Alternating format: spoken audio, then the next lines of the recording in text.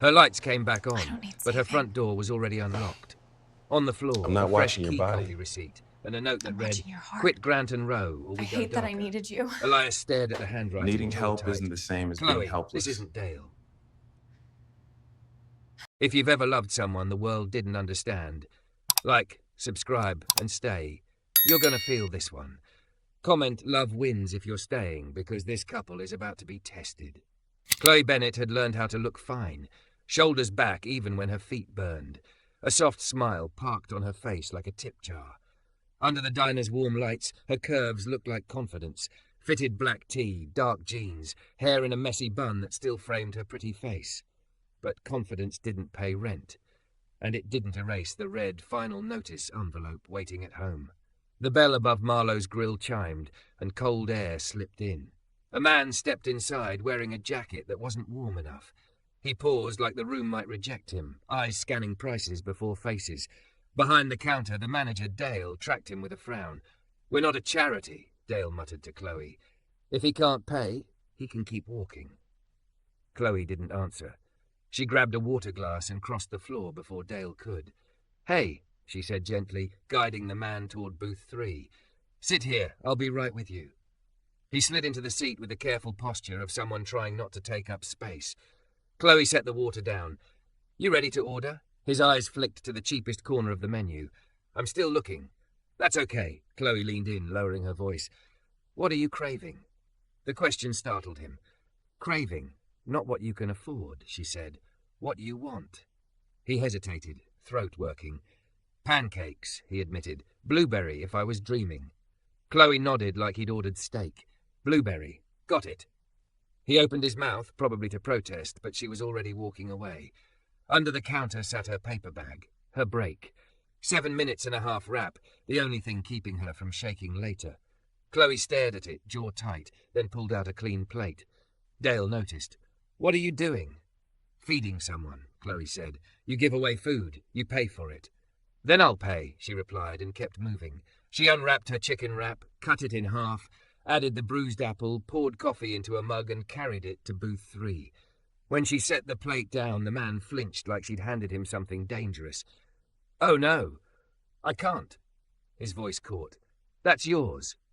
"You didn't ask," Chloe said softly. "That's why you're getting it." His hands hovered above the food. "I can't take your lunch." "You can," Chloe said, sitting on the edge of the chair. "If I eat it, I'm one less hungry person. If you eat it, you're one less hungry person too. I'd rather live in that kind of world." The man's eyes filled. He blinked hard.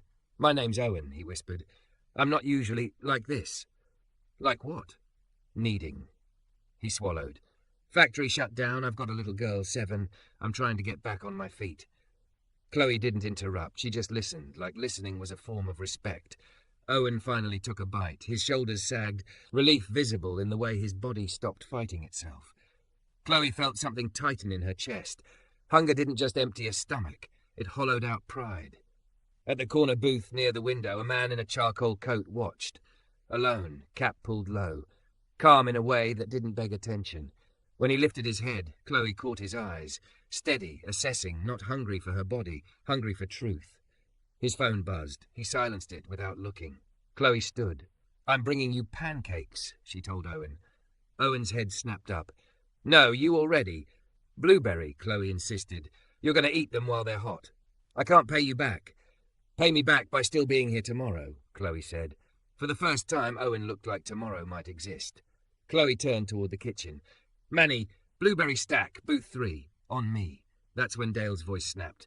"Office, now." Chloe followed him to the back. The office light was harsh. Dale shut the door like he enjoyed the sound. "You're done playing saint," he hissed. "Stop comping meals." "He's hungry." "And you're broke," Dale shot back. "I saw that notice on your door. So here's the deal. You stop this, you take the late shifts, or I replace you." Shame flashed hot, then cooled into something harder. Chloe lifted her chin. "Bring up my front door again," she said quietly, "and I'll make sure every customer knows what kind of man you are." Dale's mouth twisted. "Go back out there. Just remember, this job is the only thing keeping your lights on." Chloe walked out before her eyes could betray her. She grabbed the blueberry pancakes from Manny, steadied her breath and carried them toward booth 3 like nothing had happened. Halfway there, she stopped. The man from the corner booth was standing now, cap off, face fully visible. Black, mid-30s, expensive calm. He wasn't smiling. He looked decided. He nodded at the tray in her hands. "That yours to give?" Chloe tightened her grip. "It is." His gaze flicked toward the office door, then back to her, past her lipstick, past her curve, straight to the exhaustion she'd been hiding. He extended his hand, respectful, not demanding. "My name is Elias Grant." Chloe didn't take it yet. "Okay?"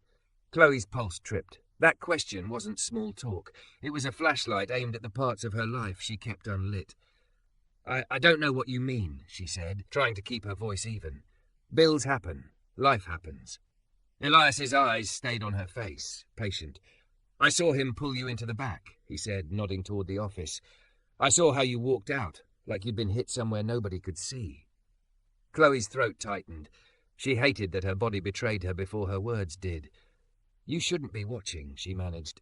"I wasn't watching your body," Elias said, plain. "I was watching your heart, and I don't like what's being done to it." Behind him, Dale started toward them, suspicion already sharpening his mouth. Owen looked up from the booth, pancakes untouched, sensing danger like a storm in the air. Elias didn't move. "Tell me who turned your lights off," he repeated, softer this time, "and whether it's the same person trying to turn you off too." Dale reached them with the kind of fast walk that meant trouble was his favourite hobby. "Chloe," he snapped, eyes flicking from Elias's coat to the pancakes in her hands. "Why are you chatting with customers instead of working?" Chloe held the tray tighter, like it could steady her spine. "I'm working. Booth 3. Dale's gaze landed on Owen. "He paid yet?" Owen's face flushed. He started to rise, palms up like surrender. I have a little..." "He's eating," Chloe cut in, voice low but firm. "That's what's happening." Dale's lip curled. "You don't get to decide that. You're a waitress, not..." "Not what?" Elias said. It wasn't loud. It didn't need to be. The room seemed to quiet anyway, as if it recognized authority before it recognized volume. Dale turned, startled, then tried to recover. "Sir, I'm the manager here. If you've got a complaint, you can..." "I don't," Elias replied. "I have a question." Dale's smile appeared like a light switching on. Fake. Bright. Of course. Elias's eyes went to Chloe again, not her curves, not her lipstick, but the way her fingers whitened around the tray.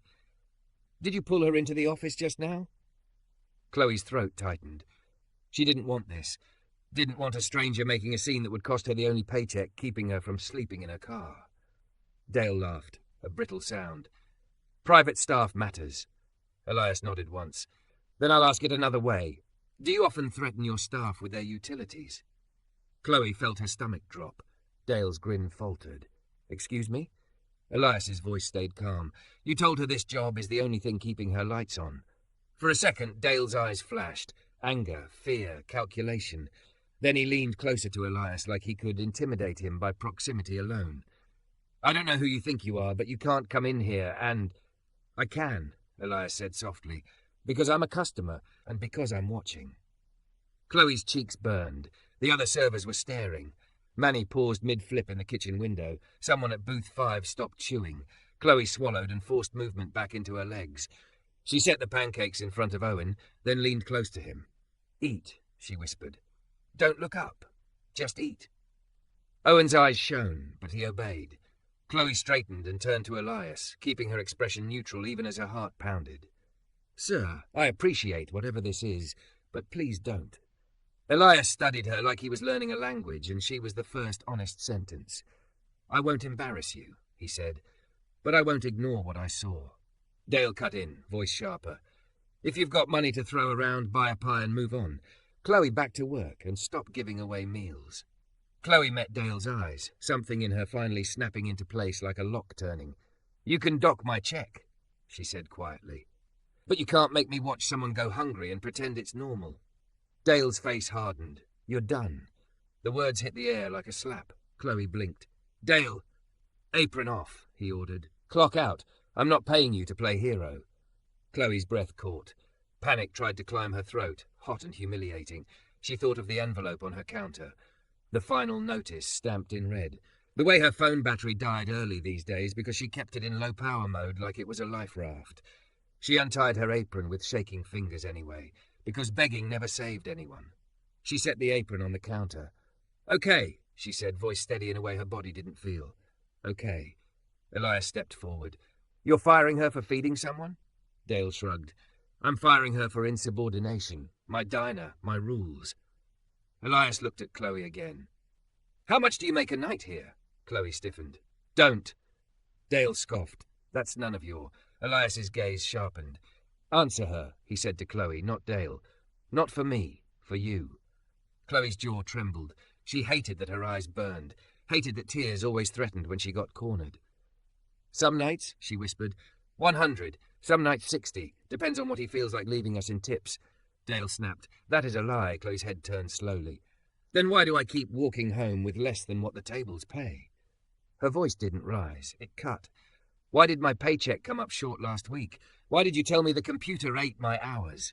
Dale's face went red. "Get out."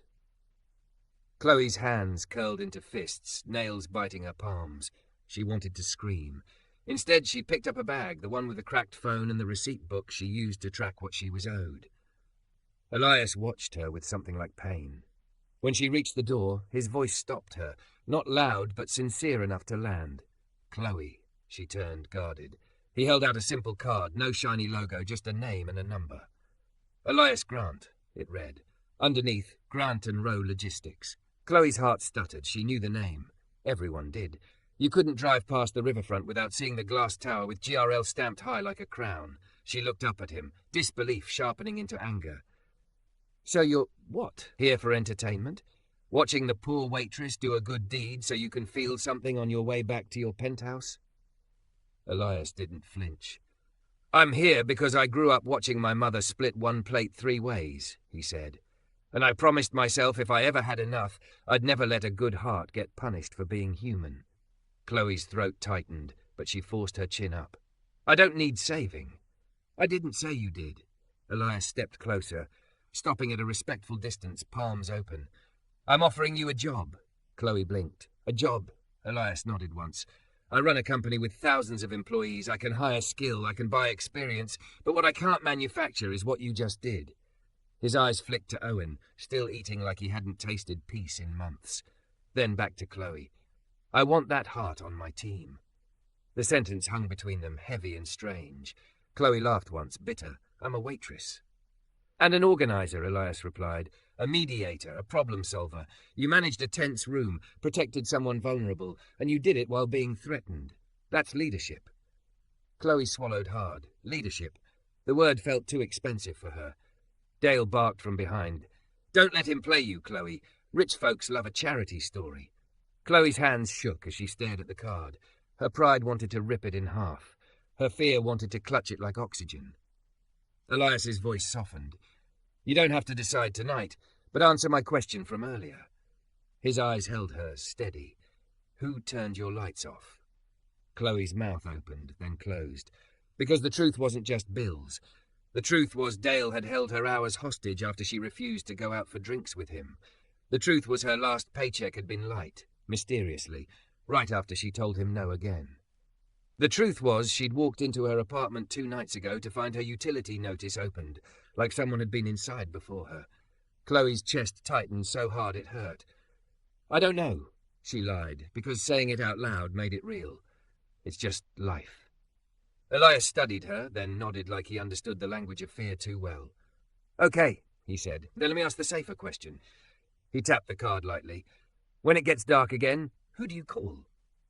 Chloe stared at him, then at the snow-grey sky outside the diner window. She didn't have an answer. So she took the card anyway, not like surrender, like a match. And as she stepped into the cold with her bag hugged to her curves, Dale's voice followed her out, low, poisonous, meant to land where it would bruise. "Good luck, Chloe," he called. "Hope your lights stay on tonight." Chloe kept walking, but a sick certainty curled in her stomach, quiet and vicious. Tonight, they wouldn't. Chloe got home with the kind of tired that didn't live in muscles. It lived in hope. Her apartment building smelled like old carpet and someone's overcooked noodles. She climbed the stairs slowly, keys cold in her hand, and tried not to picture the red-stamped envelope waiting on her counter like a threat with paperwork. When she reached her door, she stopped. The final notice envelope wasn't on the counter. It was on the floor, torn open like someone had gotten impatient. Chloe's throat tightened. She stepped inside anyway, forcing her breathing to stay quiet. The living room lamp didn't turn on. She flicked the switch again. Nothing. Her chest went tight, panic rising fast, familiar, like her body remembered every time life had yanked the ground from under her. "Okay," she whispered, as if saying it could make it true. "Okay." She pulled out her cracked phone and turned on the flashlight. The beam shook over her couch, her small kitchen, the sink with a drip she kept meaning to fix. The fridge hummed faintly for one more second, then stopped. The building fell into a heavier silence. Not just no lights, no life, no background noise, like the place had gone dead around her. Chloe stood in the dark, listening, pulse loud in her ears, and then she heard it, soft movement in the hallway outside. A pause, the whisper of fabric, a foot shifting. Her breath caught. Someone was out there. Chloe backed up until her shoulders hit the wall. Phone light pointed at the door like it could protect her. She didn't want to be dramatic, didn't want to be weak, but her body didn't care what she wanted. Her phone buzzed. A text. Unknown number. "Hope you enjoyed being a hero." Chloe's mouth went dry. Her fingers trembled so hard she almost dropped the phone. Another buzz. "Unba, might want to learn your place." Her stomach flipped, nausea sharp. Dale's voice floated in her head. "Hope your lights stay on tonight." Chloe swallowed, throat burning, and for the first time all day, the mask cracked. She didn't cry. Not yet. She just stood there in the dark with her heart thundering and thought, "I am not safe." Her eyes found the card in her pocket like it had weight. Elias Grant. Chloe stared at the number, pride trying to scream louder than fear. Then she remembered Owen's face when he finally believed tomorrow might exist. She pressed call. It rang once. Twice. "Chloe," Elias said, already awake in his voice like he'd been waiting for this exact kind of call his whole life. "Talk to me." Her breath hitched. "My lights are off," she whispered, "and someone's texting me." Silence for half a beat. Then Elias's tone sharpened into something controlled and protective. "Are you alone?" "Yes." "Is your door locked?" "I think so." Her voice cracked. "I'm scared." "I hear you," he said immediately. "Stay where you are. Don't open the door. Keep your phone light on. I'm on my way." Chloe's eyes squeezed shut. "You don't have to." "I'm coming," he said, calm as a promise. "You're not doing this part by yourself." She sank onto the edge of her couch, still holding the phone like it was oxygen. "Elias, why are you helping me?" His answer was simple, and it landed hard. "Because you helped someone when nobody was watching." 10 minutes later, headlights washed across her blinds. A knock came, steady, not aggressive.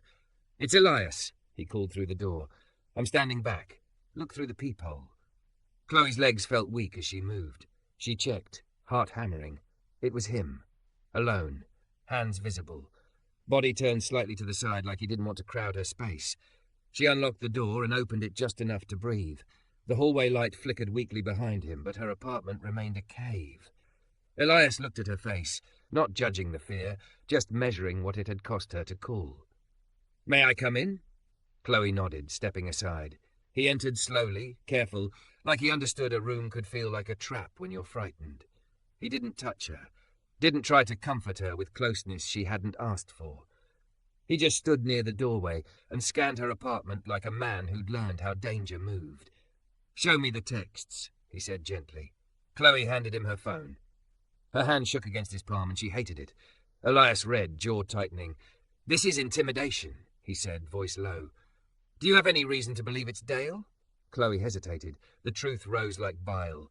He's been messing with my hours," she admitted. "And he said this job is the only thing keeping my lights on." Her eyes stung. Like he knew. Elias's gaze didn't soften into pity. It hardened into clarity. "Did he ever ask you out?" Chloe's cheeks burned. "Yes." "And when you said no?" "He got mean," she whispered. "Then my pay started coming up short." Her voice went small. "I thought it was just me, like I was imagining it." Elias shook his head once. "You weren't imagining it." He pulled a small flashlight from his coat pocket and swept it along the doorframe. Chloe watched his beam stop on the lock. Scratches, fresh, not old wear, not keys slipping, attempts. Her stomach dropped. Oh my God. Elias turned to her, measured. Chloe, I want you to hear me clearly. This isn't your fault. Her voice broke. I should have just stayed quiet. Elias's eyes held hers, steady. No, the world doesn't get better because good people stay quiet. A sound in the hallway made Chloe jump. Elias lifted a hand, not touching her, just signalling stillness. He stepped back to the door and looked through the peephole. After a moment, he exhaled. Neighbour, he said, carrying groceries. Chloe's knees threatened to give. Elias turned back and made a decision in the same quiet way he breathed. Do you trust me enough to take the next step? Chloe swallowed. What step? Calling the police, he said. And calling your landlord. We document this. We don't let it live in the shadows. Chloe's shoulders rose, tense. Fear and shame tangled. I don't want drama. Elias nodded slowly. I understand, but this isn't drama. It's safety. Chloe stared at the scratched lock, the torn envelope, her dead apartment. Then she nodded once. Okay, she whispered. Okay, let's do it. While Chloe spoke to the dispatcher with a voice that trembled but didn't break, Elias called someone too. Not a buddy, not a favour, a professional. Within 30 minutes, the landlord had agreed to an emergency lock change. A patrol officer arrived, calm and procedural, taking photos, writing down the unknown number texts, logging the scratches, the open envelope. Elias stayed nearby, never in the officer's way, never speaking over Chloe, just present, like a wall at her back. When the locksmith's drill finally clicked and the new deadbolt slid into place with a solid, satisfying sound, Chloe released a breath she hadn't realized she was holding. The officer asked, Do you have any idea who might do this? Chloe's eyes flicked to Elias. Elias didn't answer for her. He just waited. Chloe's voice came out quiet but clear. My manager, she said. Dale. The officer nodded. We'll follow up. When the door shut again and the footsteps faded down the hall, Chloe stood in her dark apartment, arms wrapped around herself like she was holding all the pieces together. Elias looked at the breaker box and the bill on the floor. Mind if I check this? Chloe nodded. Elias examined the torn envelope, the account number visible. His jaw tightened. Someone opened this, he said, and with this information, it's possible to call in a disconnect request, especially if they're convincing. Chloe's voice turned bitter. So he really did mean it. He really meant he could turn my life off. Elias's gaze lifted. Not anymore. He stepped aside and made another call, this time to the utility company's emergency line. He spoke like a man used to getting to the point, but he never raised his voice. He gave names, dates, explained the harassment and the suspected tampering, asked for the account to be flagged and secured. Then he handed the phone to Chloe. They want to verify you, he said. Chloe blinked. You got through? Elias's mouth curved slightly, not smug, just certain. I don't like when systems ignore people. Chloe confirmed her details, voice steadier now. The representative promised a technician would come in the morning and, because the account showed a suspicious request, an immediate temporary reconnection could be processed. When Chloe ended the call, she stared at Elias like she was seeing him for the first time. You didn't have to do any of this. Elias's eyes softened. I know. Chloe's lips trembled. The tears came then, not loud, just quiet and unstoppable. I'm so tired, she whispered. I'm tired of being strong. I'm tired of pretending it doesn't scare me. Elias stayed where he was, giving her space even in her breaking moment. Then don't pretend, he said gently. Not with me. Chloe wiped her face angrily, embarrassed by her own humanity. I hate that I needed you. Elias shook his head. Needing help isn't the same as being helpless. Silence settled. Then outside, the hallway light flickered again, and from somewhere deeper in the building, a soft hum returned. A distant relay clicked. Chloe's lamp blinked on. Warm light flooded the room like mercy. Chloe stared at it, chest shaking, like she couldn't believe light could be that emotional. Elias watched her carefully. That's the thing about power, he said quietly. It can be cut, but it can also be restored. Chloe laughed once through tears. Is that your billionaire way of saying I told you so? Elias's smile finally appeared, small, real. It's my way of saying I meant what I said. Chloe turned toward him, light making him look even more solid, more real. About the job? Elias nodded. I want that heart on my team, he repeated, voice steady. Not as a charity story, not as a headline, as leadership, as a standard. Chloe's throat tightened again. But this time the feeling wasn't fear. It was something else. Something like being seen without being taken. "I don't know if I can fit in your world," she admitted. Elias answered without hesitation. "My world needs people like you, or it becomes a place where Dale types win." Chloe looked around her little apartment, the thrift store couch, the crooked frame on the wall, the reopened envelope, then back at Elias. For the first time in a long time, the future didn't feel like a threat. It felt like a door. Chloe inhaled, steadying herself, and nodded once. "Okay," she said. "Put me on your team." Elias's eyes held hers, warm and resolute. "Welcome," he said softly, "to the kind of light nobody gets to turn off."